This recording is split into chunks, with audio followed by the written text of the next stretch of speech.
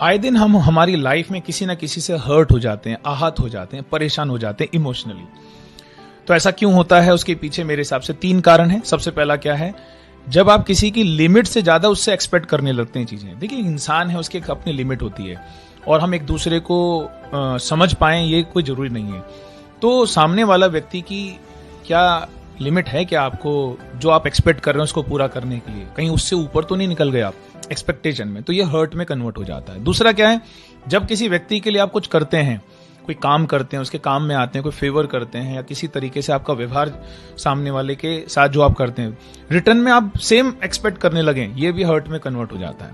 देखिए, मेरी पर्सनालिटी अलग है, मेरा व्यवहार करने का तरीका, सोचने का अलग है, सामने वाले का अलग है। अगर इस डिफरेंस को हम समझ लें, वो मेरे जैसा हो ही नहीं सकता। मैं डिफरेंट हूं, मैं अपने ऊपर काम कर रहा हूं, मैं लर्निंग ले रहा हूं, मैं तो पर्सनल डेवलपमेंट कर रहा हूं।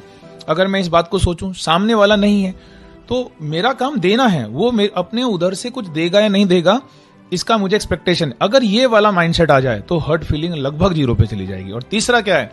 जब हम, देखिए, बॉडी हर्ट होती है, माइंड कभी हर्ट नहीं होता। माइंड हर्ट होता है जब आप किसी शब्द को मीनिंग दे देते हैं।